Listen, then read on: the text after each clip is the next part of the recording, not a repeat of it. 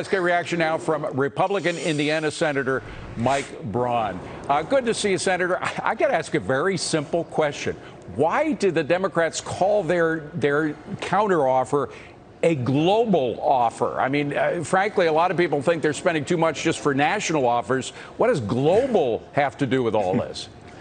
So look at it this way. I call Democrats like political entrepreneurs, and their growth business is the federal government. That's an insult to entrepreneurs, sir. Forgive me. I know, but I am one, so I know the difference. And they are up to, we did $4 trillion last year, did $2 trillion already this year.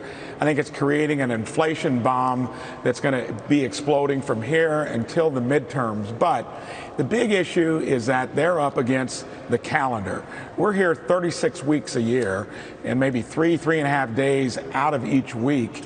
And they've frittered away a lot of time. And Biden is mostly responsible for this, maybe thinking there could be some type of way to fool you into going along with this discussion. It has stumbled along the way. We had a deal, and now you just heard it. I think Republicans are in a spot where we hold the cards here, and we can point out with everything that's wrong, and they're up against the gun because they're running out of time, not only for this, their reconciliation bill, and the plethora of other crazy policy ideas out there. But there is a cost to Republicans. I mean, a lot of people say, how can Republicans hold Democrats accountable for inflation if they go along with a spending plan on infrastructure that, first of all, has a lot of stuff that's not infrastructure in it? They're talking about immigration and all kinds of stuff that doesn't detail taxes, new tax income that supposedly will come from raising taxes, and that could lead to these other trillion-dollar plans. Great point, not to mention that the debt ceiling is going to have to be raised as well. And I hope that every Republican lets the Democrats own that tricky maneuver here in a month or so. You're 100% right. It's a fait accompli. Pelosi has said that we're going to do $3.5 trillion through reconciliation.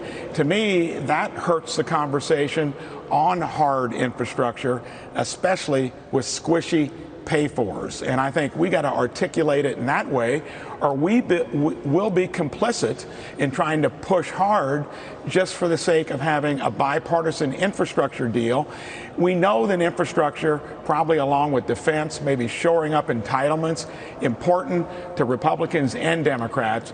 But in this case, they have gotten very risky politically by putting this all out there. And I think we're not only going to have inflation to deal with, we're going to have a broken economy, even though we're feeling a sugar high into the 2022 election. Yeah, sugar highs are very dangerous in many occasions. But final question, it's got to be really short.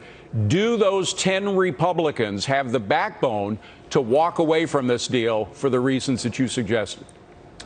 I think so, because they're going to be reminded by the other 40 of why, just for the sake of getting a deal done, don't roll over like we've done on almost anything since I've been here 2.5 years. Senator Mike Braun, thank you very much, sir. Good to see you. Good luck. Well, crime on the rise.